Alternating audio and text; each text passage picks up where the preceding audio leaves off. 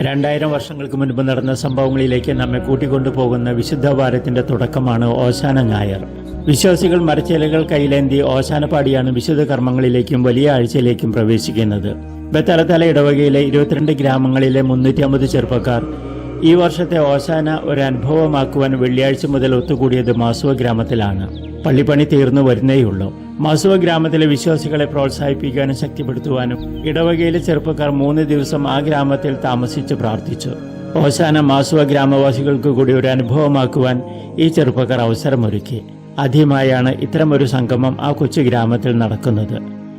നാം ഓശാന പാടുന്നത് ഒരു കൈയിൽ മറക്കുമ്പം മറുകയിൽ നമ്മുടെ പാപങ്ങളും പാപസാഹചര്യങ്ങളെയും കൈവിടാതെ തന്നെയാണ്. കാരണം നമ്മുടെ ഉള്ളിൽ പത്രോസ്, കയ്യാപ്പാസ്, പീലാത്തോസ്, യൂദാസ് ഇവരൊക്കെ സജീവമായി തന്നെയുണ്ട്. സ്വന്തം തെറ്റുകളും പോരായ്മകളും വീഴ്ചകളും തിരിച്ചറിഞ്ഞ പത്രോസ്ലീഹയുടെ ഒരു അംശം ഉള്ളിലുള്ളത് കൊണ്ടാണ് ഇന്നും ഈശോയെ സ്നേഹിക്കുന്നു എന്ന് പറയുവാൻ നമുക്ക് കഴിയുന്നത് തന്നെ. എങ്കിലും ഓശാനപ്പാടി ഈശോയുടെ കൂടെ നടക്കുമ്പോൾ എങ്ങോട്ടാണ് നമ്മുടെ പോക്കെന്ന് നാം അറിയുന്നുണ്ടോ? അന്ന് ഓശാന പാടുവാൻ ഈശോയുടെ കൂടെ ചേർന്നവർ ആരാധകരും ശിഷ്യരുമുണ്ടായിരുന്നു. ആരാധകർ ശിഷ്യരാകണമെന്നില്ല. സിനിമാ താരങ്ങളെ ആരാധിക്കുന്നവർ അവരുടെ പുറമേയുള്ള തിളക്കം കണ്ട് കുമ്പിട്ട് വീഴുന്നവരാണ്. ഈശോയുടെ ഭൂരിപക്ഷം ആരാധകർക്കും ഇത് തന്നെയാണ് സംഭവിക്കുന്നത്. ആരാധനപാത്രം മാത്രമാണ് ഈശോ. അവർ തങ്ങളെ സംതൃപ്തരാക്കുന്ന തങ്ങൾക്ക് അപ്രാപ്യമായ പലതും ഈശോയിൽ കണ്ട് കൂടെ കൂടിയതാണ്. ഈശോ ജീവിച്ചാലും മരിച്ചാലും അവർക്കതൊരു വിഷയമേ അല്ല.